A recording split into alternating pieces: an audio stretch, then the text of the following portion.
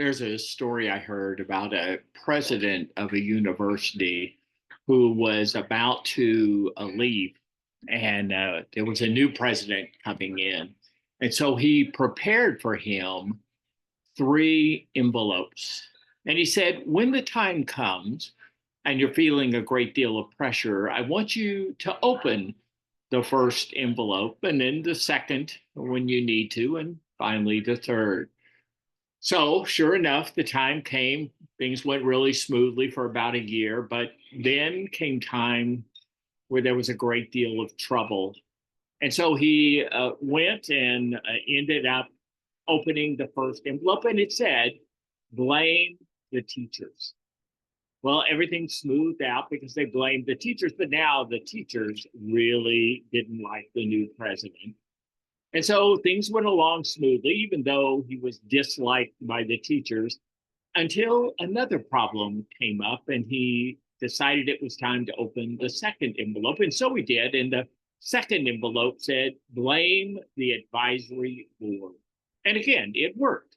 But now the teachers and the advisory board didn't like it. However, the storm passed and things smoothed out for a while. But then finally, there was still another problem and things heated up. So he decided it was time to open the third envelope and the last envelope.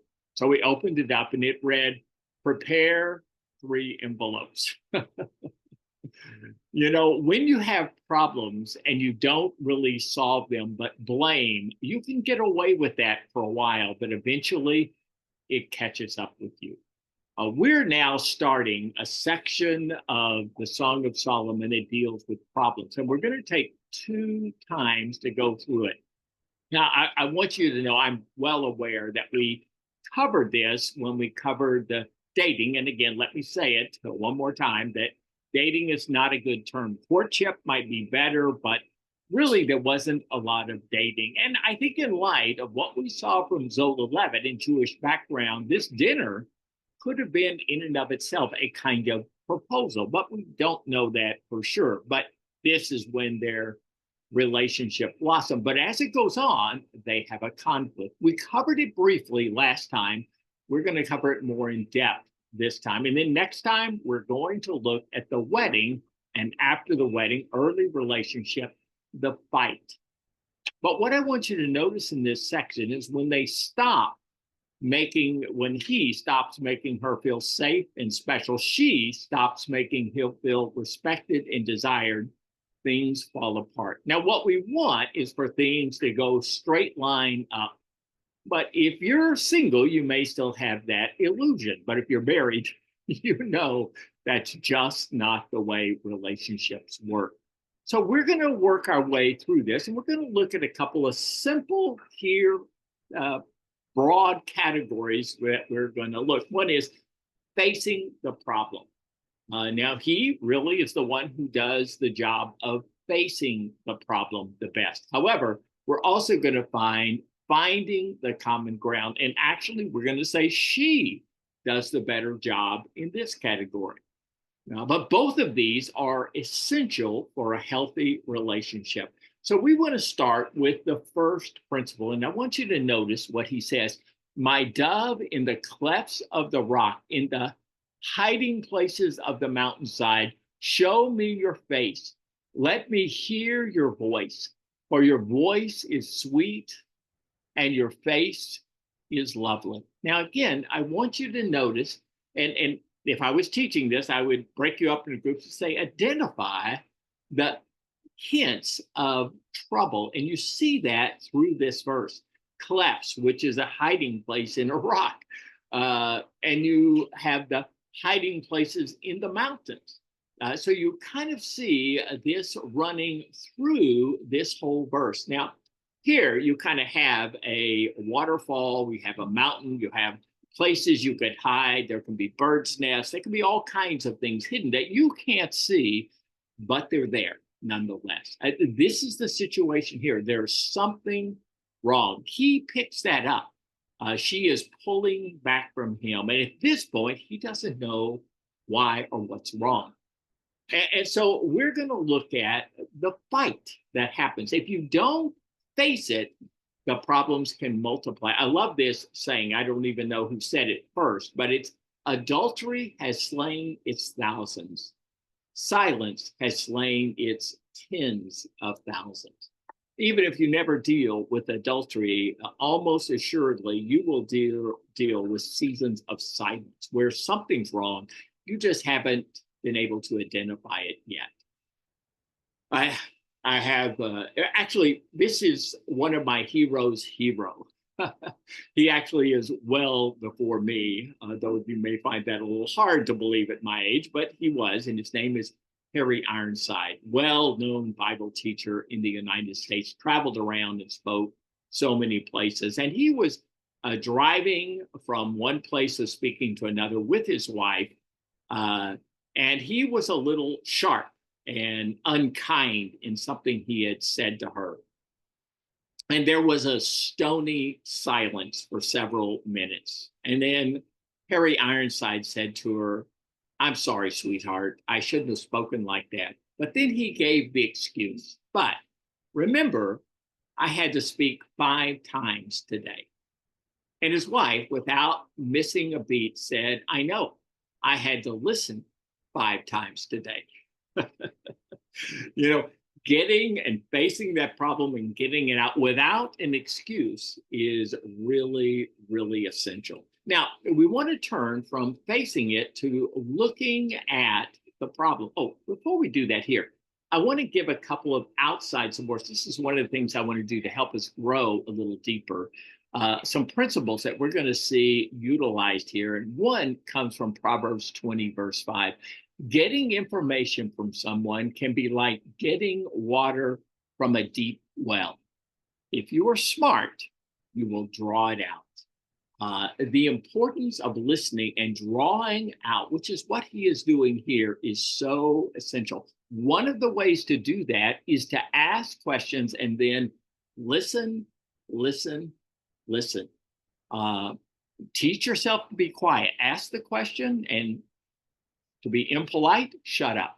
Just listen and wait. You want to draw out. Now, some people are naturally good at this. I would say most people, and I think most men, are not naturally good at this. It's so important. Uh, James 1 says, "Be quick to listen, slow to speak, and slow to anger." Now, I want to move to Proverbs 18:13, where he adds to this by saying, "To answer before listening, that is folly and shame." You've got to learn to listen before you talk. Now, I want to go back to James, and I want you to see the order here. Not only quick to listen and slow to speak, but notice the order. Quick to listen first, slow to speak second, and it will minimize the third, slow to anger, very much. Um, so here's our first principle that comes from this, and that is seek first to understand and then to be understood. This is a principle that comes from a famous book called The 7 Habits of Highly Effective People. It's a great book. The writer is not a Christian. However, I would say that this book builds on 7 biblical principles. He took them right out of the Bible. So it's good. And here, this is a great principle. First understand and then seek to be understood. Don't reverse those. And then we're going to move on to his advice. He's going to say, "Catch for us the foxes, the little foxes that ruin the vineyard. Our vineyard our vineyards that are in bloom." Now, again, keep in mind she is a vineyard keeper, so he meets her where she is. He speaks a language she will deeply understand. Also, wisdom. But what I want you to see here is that he talks about foxes. Now, in that day, and I know I've done this before, so I won't spend a lot of time on it, but foxes were small animals that would come at a certain time in the growing season and would ruin by taking the blossoms and eating them. They would destroy the vineyard. So you want to keep those little problems from coming into big problems. I love this illustration. Jean Baptista Lully in 1687 was a well-known, well-respected French composer. He one time, with his bad temper, stabbed with a baton his big toe. I don't know if he threw it down, but somehow with the baton he uses to direct the orchestra, he stabbed his big toe. Well, they urged him to go to the doctor, but he said no. And then eventually his whole leg became infected. By this time, again, there were many, many people urging him to go to the doctor, but he said no. And eventually he died. And why did he die? Because he had stabbed himself with a baton used for directing in his big toe. And he had failed to take corrective action. Easily solved at the beginning, but by the end, it was fatal. This happens often in marriages. So Ephesians 4:26 and 27 gives us another, I think, very helpful principle. Moving past the listening, speaking, he says, when you're angry, don't let that anger make you sin. And don't stay angry all day. In other words, it says literally, don't let the sun go down on your wrath. Don't give the devil a way to defeat you. We don't always recognize it right away, but this is spiritual warfare. If God can divide you and your spouse, he is one. And anger is a key tool in his arsenal. So when you're angry, and again, it's interesting because actually it says when you're angry, it's actually a command, be angry. There are things that are wrong. You should be angry, but don't let the sun go down. Deal with the anger. So he is here dealing with it. I love this story I heard. I don't know if you know Gary Smalley, but he's a famous writer, written a whole lot on marriage. And this is his wife, Norma. He travels really all over the world, all over the United States, all over the world speaking. And one time they got to go to a marriage conference to teach a marriage conference in Hawaii. Oh, wow. What an incredible place to do ministry. And he's an early riser and she's a late sleeper. Well, they're in Hawaii and they have one morning off before they have to get to work and teach the conference. So he wants her to get up and go on a walk along the beach in Hawaii. I mean, it's breathtakingly beautiful. And so he begins, she says, no, I don't want to get up. And so he begins to tickle her toes. And she's very irritated and pulls them up. And he keeps going under, tickling her toes, trying to get her to get up. And when you're trying to sleep, you probably can imagine this would be irritating. So finally, he pulls off the sheet of her bed, pulls the sheet completely off. So she has to get up. Now, by this time, she is so angry, she is not speaking to him. So this little fun situation of teasing turned into a big blow up. And I've had this happen where I'm a teaser and my wife doesn't always like my teasing, and this can happen pretty easily. Well, that day they had the whole group together, and one of the people on this is their team. One of the people on the team had asked someone else to get married. And so they were now engaged, which apparently happened quite a bit on these marriage conferences. So what happened was they decided to all go out after that evening of the introduction to the conference, all go out and get ice cream together and celebrate. Now, keep in mind, Gary and Norma are not speaking to each other. She is so angry with him. So the waitress brings the ice cream to everybody and serves everybody the ice cream. And she asks them what they're celebrating. And they explain this young couple is getting married, and they're celebrating their engagement.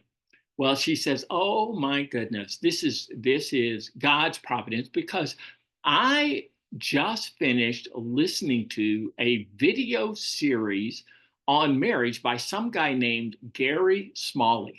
Of course, she doesn't know that he's the one right there. And she says, you guys need to get that series and listen to it. It is amazing. It helped my marriage so much. And Norma leaned over to Gary and said, I think you need to get that series and listen to it. You know, there are times where we know the principles, we know the rock, but we don't build on it. That's true here. We need to know and build on that rock. My guess is they did that and quickly resolved that problem. And hopefully Gary learned his lesson. But if he's like me, not so quickly. Now, whether lovers grow apart can often be traced to how conflicts are resolved. According to a study by psychology professors John Gottman and Lowell Krokoff, there are three primarily destructive ways couples deal with conflict. Now, listen to this. I thought this was so helpful.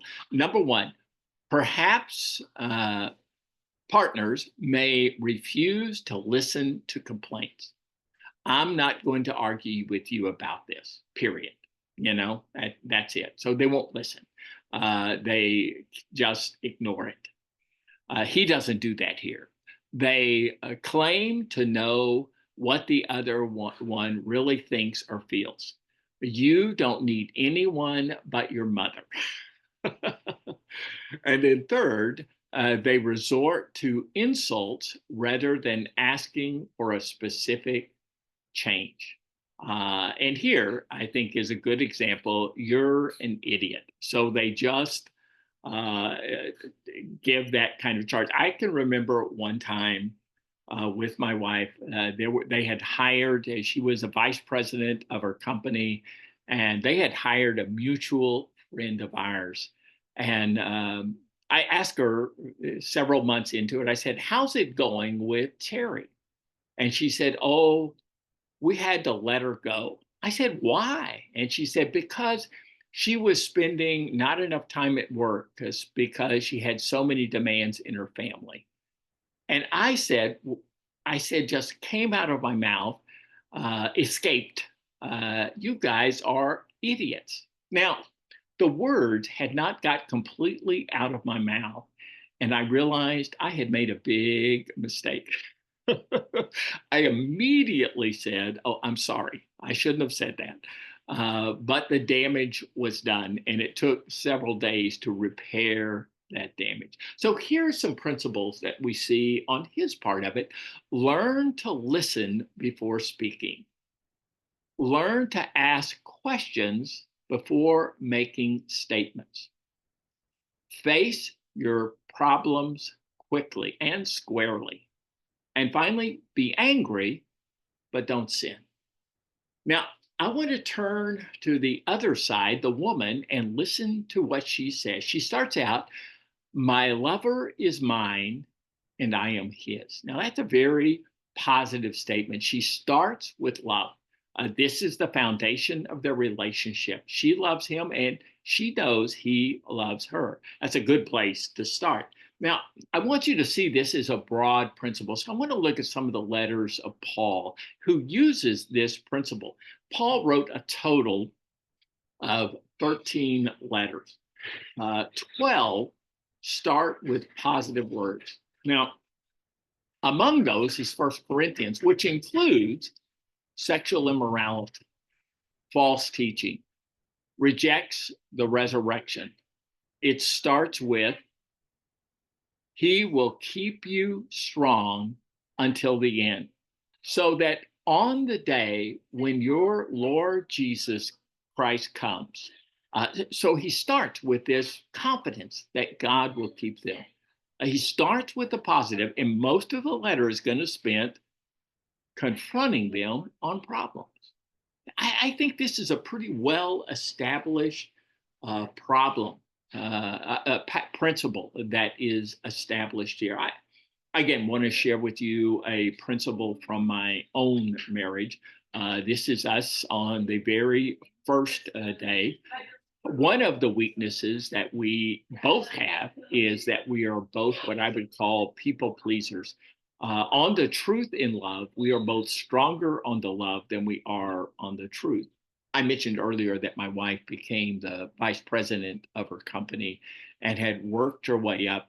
Her probably greatest skill is her EQ, her emotional intelligence. She is amazing, maybe one of the best I've ever met in my life at emotional intelligence. And she had learned through a lot of training how to deal, and her main job was to keep harmony on the team that worked together. Had a Christian boss, and they believed strongly in having unity. So that was her job, to build that kind of unity in the team. And so if somebody was doing something wrong, she learned how to confront them speaking the truth in love. But then she brought that home. With both of us being people pleasers, what we learned was what I was learning, and I later found out her too, is that you begin to stuff things. Things are wrong, but you don't want to bring it up. You don't want to fight. You don't want trouble. So you ignore it. Well, it doesn't go away. It just gets worse. When we got married, was extremely messy. My wife was chronically late. So these were things that bothered each other, and they became sore spots that we struggled with.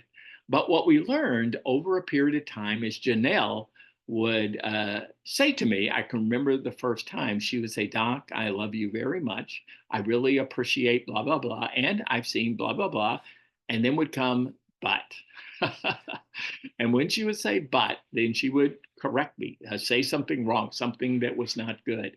And I can remember the first time that she did that, I, I, I resented it. I felt really bad. But then we talked about it and resolved it. And it was like when it rains, not a terrible rain, but a good rain that cleans the air, the atmosphere. And suddenly everything is fresh and clean. Uh, and I think that was a turning point in our marriage. There have been a few, and I think this was one of them. I think if we hadn't learned this, we would not have the happiness we have now. So I think this was incredibly important that she had learned to speak the truth in love.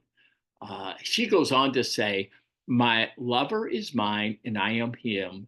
Then she confronts him. He browses among the lilies. Now, I want to point this out. In chapter 1, remember, she was the lily, the beautiful woman, the most beautiful of all, he says. So she starts with love, but she goes to the truth. It's just as wrong to stay in love and not tell the truth as it is to tell the truth and not go to love. So she includes both. Now, Ephesians gives us this principle, and it's not limited to marriage, and it's not. It's for all relationships. It says, "No, we will speak the truth with love. We will grow to be like Christ in every way." Now, I want to give you what I've noticed as a kind of pattern that people have. If you go from 1 to 10 on truth, you can ask yourself, how am I? How am I on speaking the truth? Some people are really good at this. And here's some things that you might ask yourself or see if these are true of you. One, direct. A truthful person is very direct when they're strong in this area, honest, want to deal with the problems quickly, not aware of feelings or damage. I want to move this up because I think there's one more here that I'm missing. No, there's not. So they're not aware of those things. And what I've noticed is over the years in confronting people who do damage with truth is almost always their first line of defense is, well, it's the truth. And even though it's the truth, you can still destroy people and ruin relationships, even though you're speaking the truth. Certainly the way you what you feel is true, but sometimes you're right on, but still somehow it didn't help, it hurt. So I want to look here at another Uh, oh, sure. There you go. The love side of it. Now, here's some characteristics on the love side. Again, from 1 to 10, avoids conflict, gentle and caring, withdraws and becomes quiet, often becomes bitter over time. So here you see someone strong in love, but weak in truth. So your goal is to be able to be strong in truth and strong in love. My experience is most people are strong in one of these two. They are rarely strong in both. And this not only will help your marriage, it'll help your work, it'll help your pastoring, it'll help every part of your life. So let me go back and I want you to see how incredibly well the woman handles this. Notice she says, "My lover is mine and I am his." And then she says, "He browses among the lilies." Now, again, the love, I know you love me, I love you, but also there is truth. You are with other women, and I don't like that. So you see how she perfectly balances the truth in love. So here's some things for you with your spouse, if you're married, to consider. And really, you can do this on your own, but I would encourage you to do it with your spouse. In speaking the truth in love, am I more on the side of truth or the side of love? Now, most likely you're on one of the other. Which side are you on? And if you're perfectly balanced, wow, very good. That's what you want to be. Number two, what can I do to improve my weak area? Now, if you're really brave, you may want to ask your spouse this question, but brace yourself. Number three, can you think of an example when someone did a good job of starting with the positive and finally shared the hard truth? Uh, Watch it. Watch a person who's good at that. Learn from them.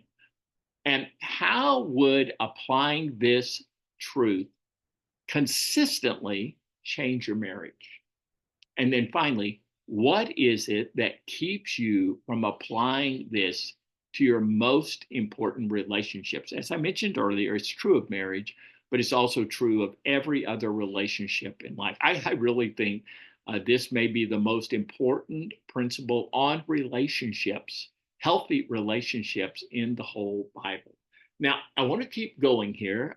She gives him, he gave her advice now, and she took it, and now she's going to give him advice. Until the day breaks and the shadows flee, turn, my lover, and be like a gazelle or like a young stag on the rugged hills. Now, again, what she's saying is here, get out of that situation. You have the example of Joseph and Potiphar's wife, where she offers herself to him. She wants to make love with him, and Joseph leaves, runs from the situation. And the Apostle Paul says, flee immorality.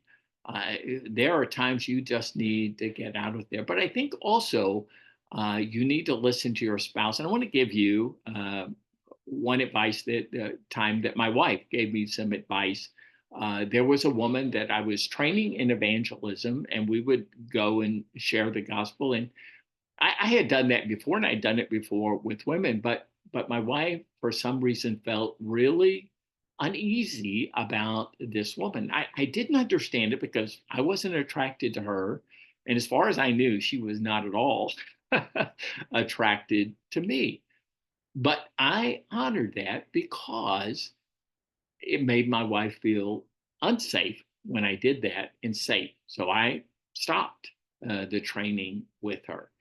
Uh, Proverbs 4 14 and 15 says, "Don't take the path of the wicked. Don't follow those who do evil. Stay away from that path.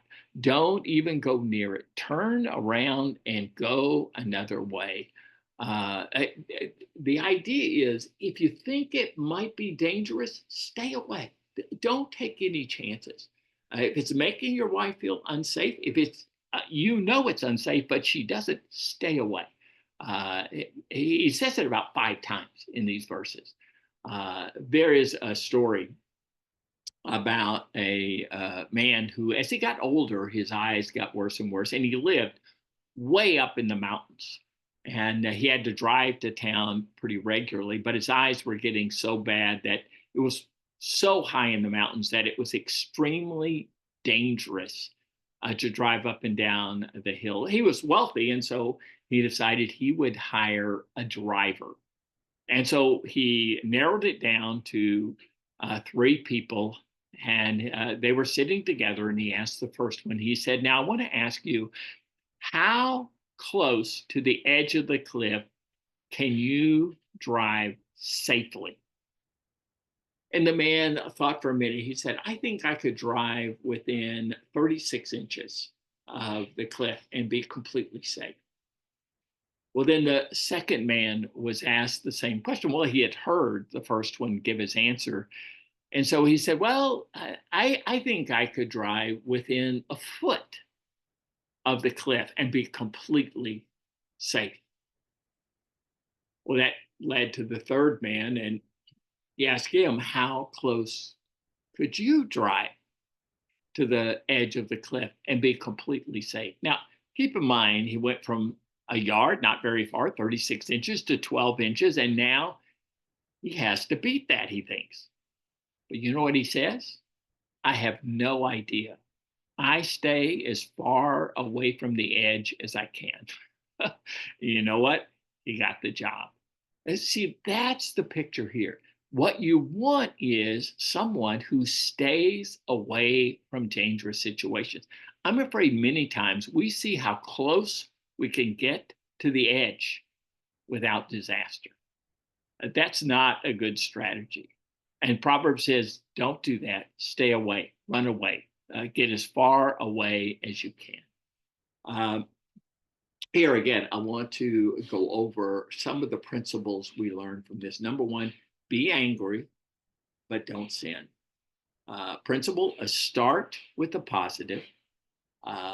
Next, speak the truth in love. And again, let me emphasize again, I think this is an incredibly critical principle for every relationship. And then number four, intimacy demands emotional risk. With a husband, risk speaks the truth in love to her, says, "You got to talk to me." She takes risk. Both of them take risk. And I tell you, it will pay off when you do it according to biblical principles. And then we're going to see kind of what happens. It doesn't go well. Initially, it says, "All night long on my bed, I look for the one my heart loves. I look for him, but did not find him. I will get up now and go about the city, through the streets and squares. I will search for the one my heart loves." So I looked for him, but did not find him. She takes the initiative. And again, you see that proactive nature of her in seeking unity. Now, in fairness, he also was proactive at the very beginning. He saw her withdrawing, took the first step. Now, he leaves, and they apparently haven't reconciled. She knows now if there's something wrong from her side, and she feels like she needs to take the step. So she does. She takes the first step. And then, secondly, be willing to forgive. We're going to see that also here. There is a willingness, a need to forgive. Here, they're going to see the counseling session with a couple. In the situation, it's a true story. This is not really the couple, but it's a true story where the husband has had an affair, and they go to counseling, and they're trying to save their marriage, but they're, particularly her, she's not at all sure they can. She is deeply wounded. So the counselor recommends that they go on a retreat for a long weekend together to talk, to walk, to decide what they can do, whether they can save this marriage, whether she's willing to save it. So on the last day, they both take a long walk, and when he gets back, she's not there, and he sees the envelope, And with some fear and trembling, he opens up the envelope and he reads what she wrote. I'd rather do nothing with you than something without you. I forgive you. I love you. Let's move on. A willingness to forgive is essential for a long lasting, healthy relationship. So you see that here. I held him and would not let him go till I brought him to my mother's house, to the room of the one who conceived me. Now, keep in mind where we are in the relationship. We've gone backwards from last week. We are now in the engagement period. They are not yet at the wedding. So they want to make love. Uh, this is a common thing when God brings two people together, they unite their hearts together. They are supposed to get closer and closer, and they want to get closer and closer physically. So this is really a very difficult thing. I can remember when Janelle and I were dating. Uh, we really struggled with the sexual part of waiting until we got married. And one of the funniest things to me was the time I was most turned on, wanted to make love with this woman, was right after we would read the Bible and pray together. It seems crazy, but it was like I saw this godly woman who loved the Lord, and I thought, oh, I want her. Now, it seems crazy, right? But I remember Janelle and I going to the counselor at the school where we both, the university, we were both at. And so we went to him and we told him, I mean, right straight up, oh my goodness, we are fighting and struggling. Somehow back then, I thought I was the only one. I found out since then I'm a one among everyone else. So, but I was terribly upset and embarrassed. And he said to me, hey, this is a common struggle. And then he said to me, is there any place where you have this struggle? And we said, yeah, it's when we're in the car alone, reading the Bible and praying. He said, well, I don't want to discourage you from reading the Bible and praying, but maybe you shouldn't do it alone in the car. It was like a light went on. And I thought, oh my gosh, that is such wise counsel. And so we stopped. Now, I won't say it was easy after that, but it was more manageable. And I think that's the principle here. Now, he goes on to say, daughters of Jerusalem. Now, here, remember this voice. This is the second time. We saw the first one right when they decided they're an item, they're a serious thing. Now, this is, they're not yet engaged, but they're moving and reconciling. You've made up.